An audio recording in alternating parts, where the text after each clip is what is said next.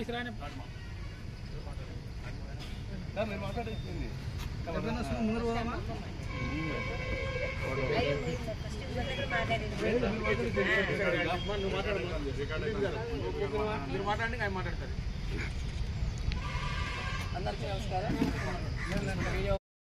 మా వైఎస్ఆర్సీపీ కార్యకర్తలకి కౌన్సిలర్కి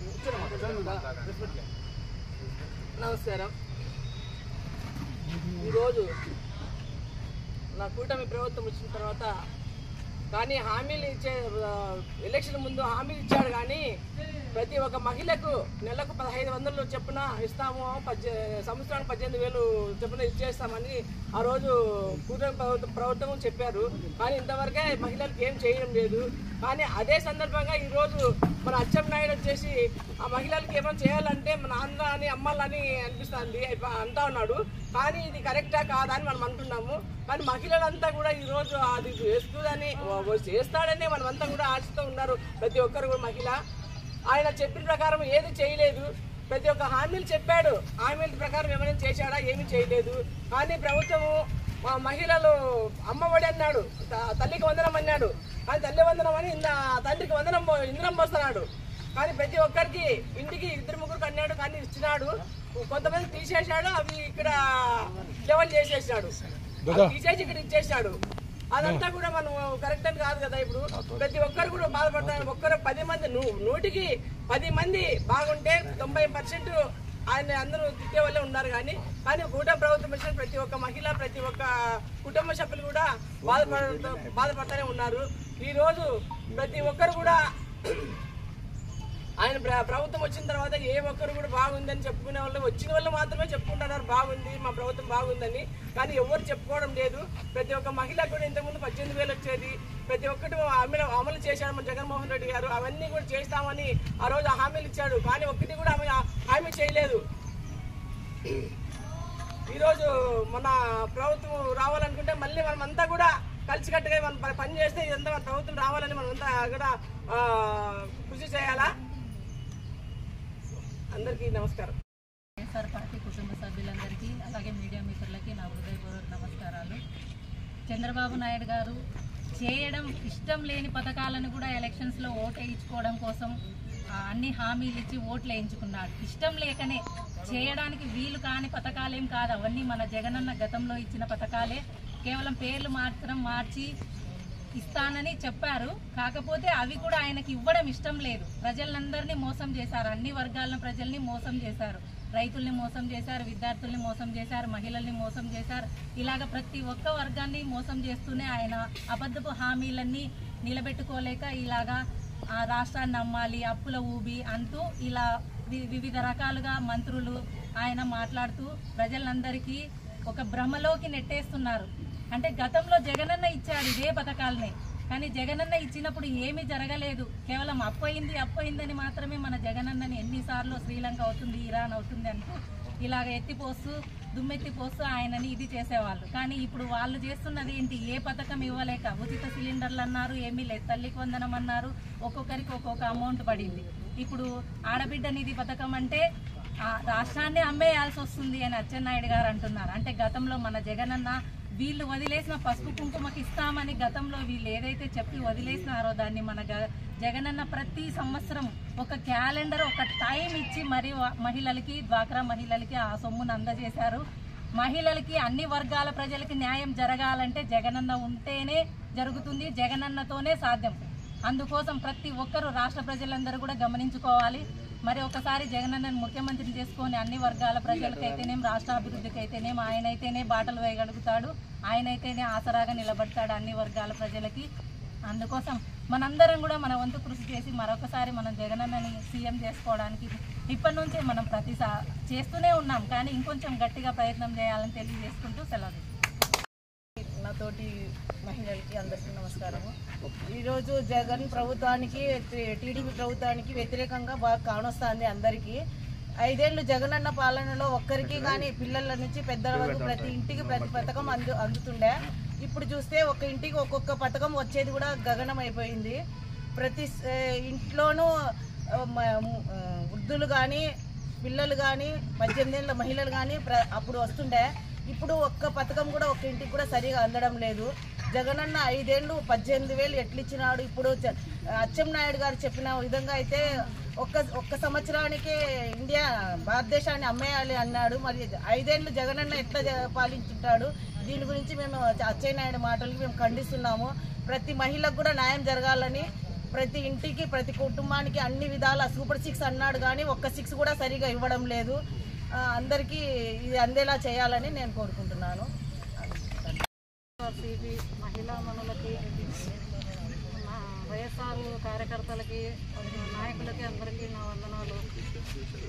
గతంలో చూసినాము చంద్రబాబు నాయుడు చెప్పే మాటలన్నీ బూటకపు మాటలే. ప్రజలను ఫలానా అన్నీ ఇస్తాము చేస్తాము అని చెప్తారు కానీ అతను చేసింది లేదు, పెట్టింది లేదు. 2014లో కూడా అట్లే మహిళల్ని రుణమాఫీలు చేస్తామని చెప్పి మహిళలకు రుణమాఫీలు చేయకోకుండా మోసం చేశాడు.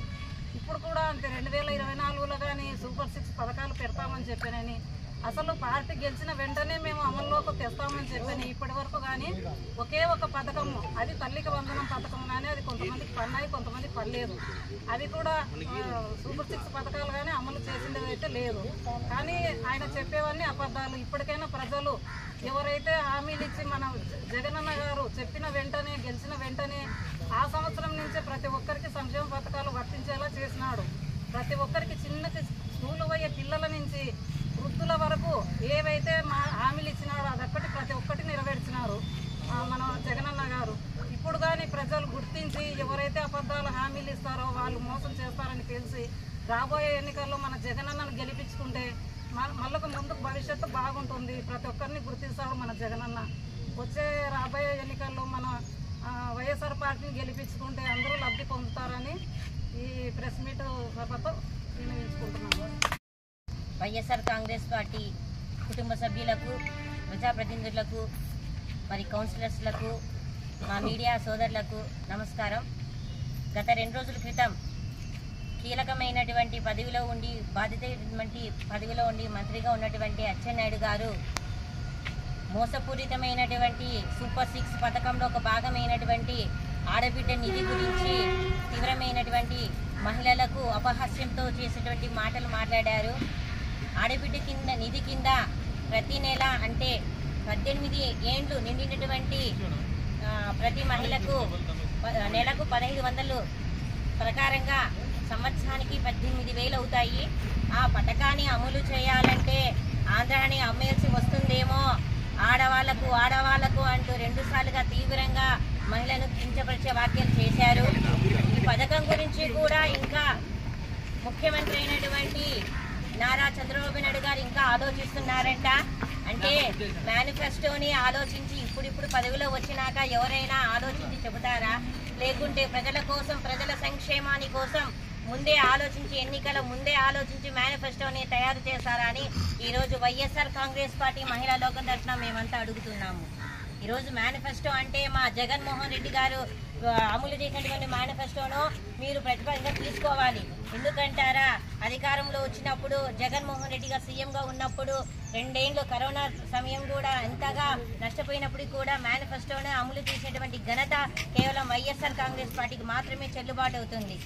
ప్రతిసారి వెన్నుపోటు అంటేనే అర్థం నారా చంద్రబాబు నాయుడు గారే గుర్తుకొస్తుంది మనకి.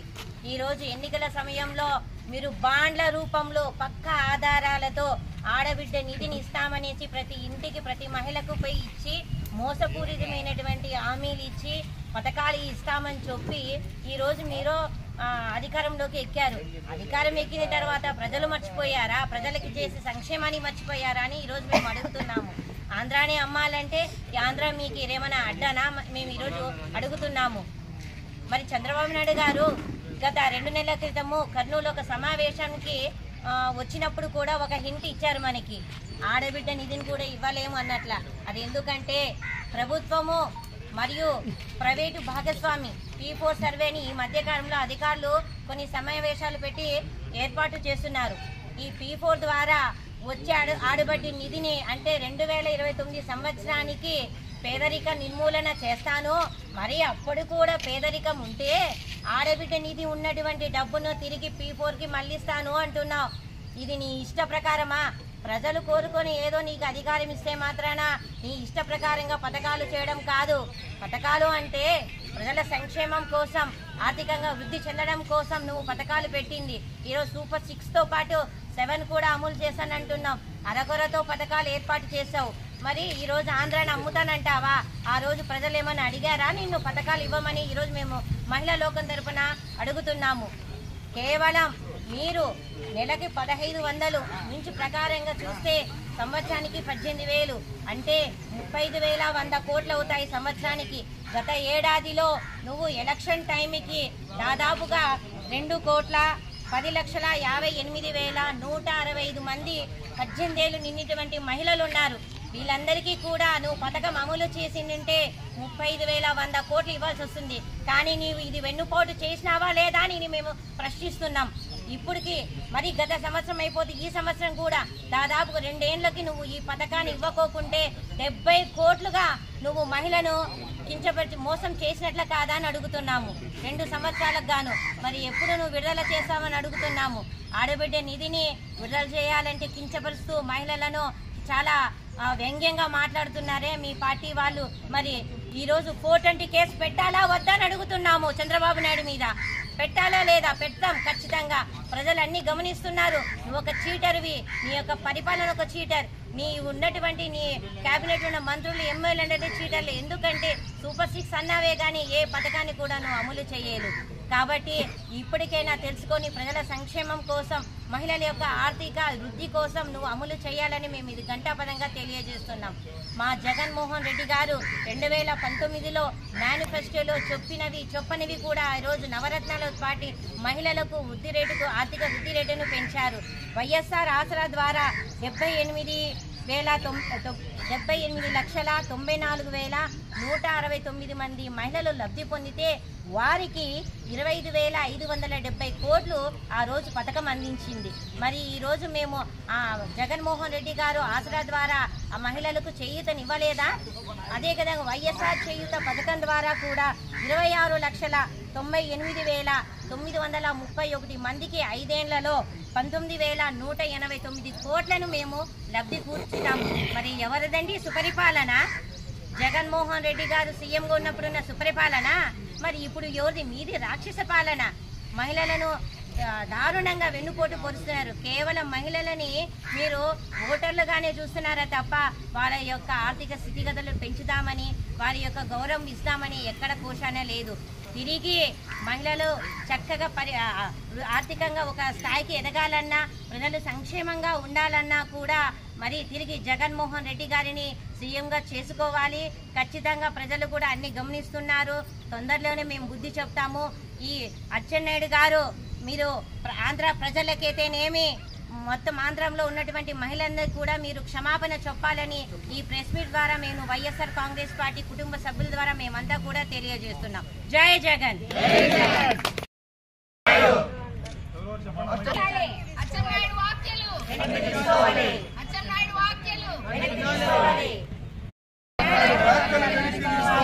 వెనక్కి తీసుకోవాలి, వెనక్కి తీసుకోవాలి, వెనక్కి తీసుకోవాలి.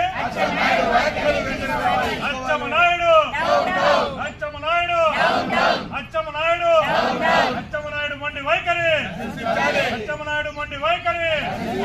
ఆడవారి పట్ల దురుసుగా మాట్లాడిన అచ్చెన్నాయుడు, ఆడవారి పట్ల దురుసుగా మాట్లాడిన అచ్చెన్నాయుడు.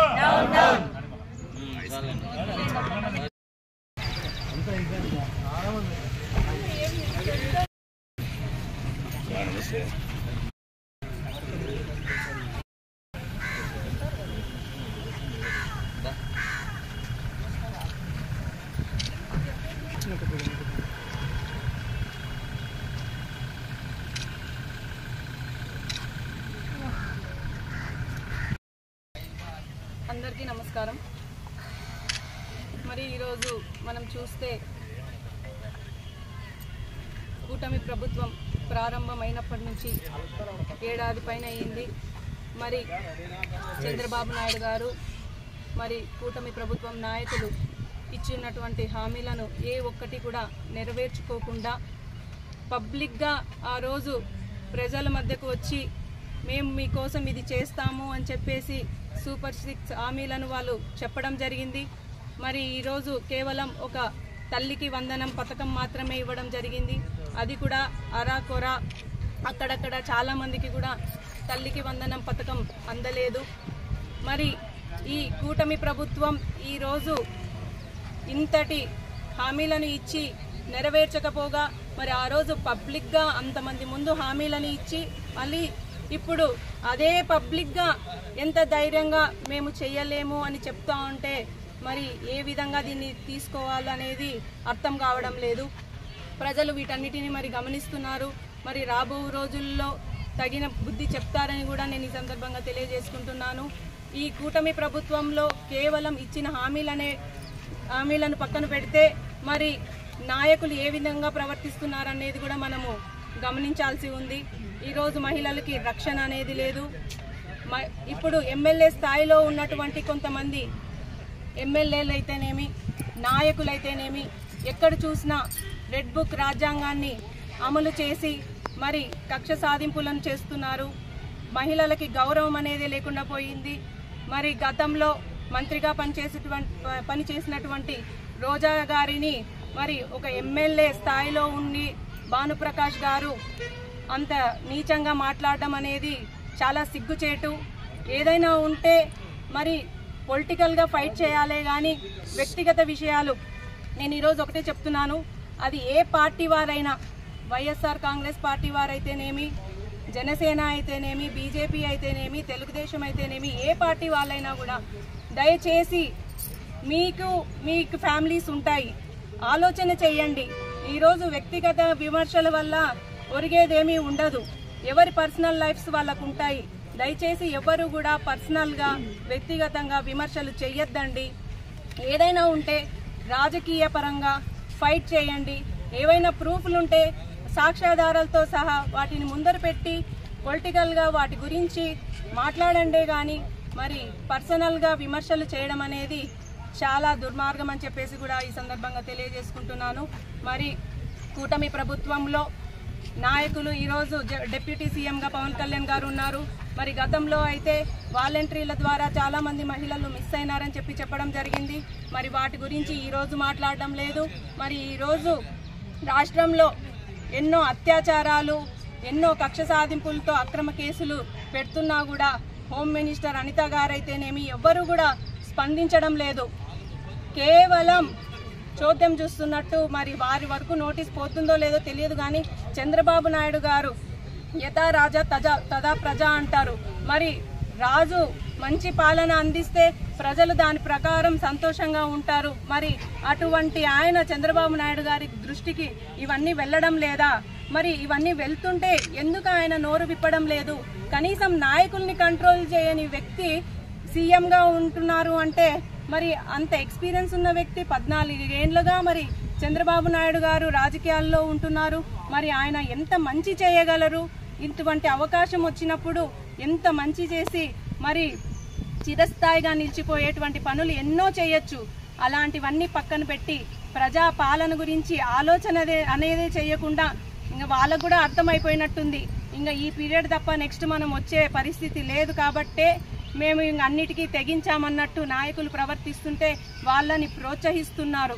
లోకేష్ గారైతేనేమి, చంద్రబాబు నాయుడు గారైతేనేమి, మరి డిప్యూటీ సీఎం పవన్ కళ్యాణ్ గారైతేనేమి, హోంమంత్రి గారైతేనేమి, ఇంతమంది నాయకులు ఇంత మంచి అధికారాన్ని దక్కించుకున్నారు. మరి ఎటువంటి మంచి పాలనలు వీళ్ళు చేయాలి? కానీ వీటన్నిటిని చేయకుండా మరి వీరు కేవలం చోద్యం చూస్తున్నట్టు ప్రజల పట్ల ఎటువంటి కన్సర్న్ లేకుండా మరి ఎవరేమైపోతే ఏమి అన్నట్టుగా ప్రవర్తించే తీరుని నిజంగా మేమంతా కూడా ఈరోజు చాలా బాధపడుతున్నాము. ఏ ప్రభుత్వం వచ్చినా కూడా నాయకులు మంచిగా ఉంటే మిగతా ప్రతిపక్షాలు కూడా వాళ్ళని సమర్థించే పరిస్థితి ఉంటుంది. గతంలో విలువలతో కూడినటువంటి రాజకీయాలను మనం చూసాము. మరి అటువంటి వాతావరణం అనేది లేకుండా ఈరోజు ఇటువంటివన్నీ చేస్తే మరి రాబో రోజుల్లో ఈరోజు దెబ్బ తగిలిన వాళ్ళు, అవమానం చెందిన వాళ్ళు రేపు నాడు ఈ ఊరు నుంచి ఆ ఊరికి ఎంత దూరమో మరి ఆ ఊరు నుంచి ఈ ఊరు కూడా అంతే దూరం అన్నది ఒక్కసారి గమనించి ఆలోచన చేయాలని చెప్పేసి కూటమి నాయకులకి చెప్పడం జరుగుతుంది. అలాగే మొన్న అక్రమ కేసులు పెట్టి మరి ఎంపీ మిథునన్న గారిని కూడా అరెస్ట్ చేయడం జరిగింది. ఎటువంటి ఆధారాలు కూడా లేవు, అయినా కూడా ఆధారాలను సృష్టించి మరి ఈరోజు అన్నను అక్రమంగా అరెస్ట్ చేయడం జరిగింది. కానీ ఇవి ఎన్నో రోజులు కొనసాగవు. త్వరలోనే ఆయన కడిగిన ముత్యంలాగా బయటికి వస్తారు. అన్నీ కూడా రుజువైతాయి. ఎవరు ఎటువంటివి చేశారన్నవి అన్నీ కూడా బయటికి వస్తాయి. మరి అందరికీ కూడా నేను ఒకటే విజ్ఞప్తి చేస్తున్నాను, ప్రజలంతా కూడా ధైర్యంగా ఉండండి. జగన్మోహన్ రెడ్డి గారు ఖచ్చితంగా ఈసారి ప్రజల పక్షాన ముందు నుంచి పోరాడే ప్రభుత్వము, పోరాడే నాయకుడు జగన్మోహన్ రెడ్డి గారు.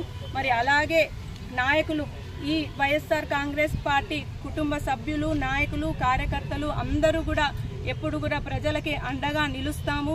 ఎటువంటి సమస్యలు వచ్చినా కూడా, ఎంతటి ఇబ్బందులు వాళ్ళకు గురి చేసినా కూడా మేము ధైర్యంగా వాటిని అన్నిటినీ ఎదుర్కొని ముందుకు సాగుతామని చెప్పేసి ఈ సందర్భంగా తెలియజేసుకుంటున్నాను.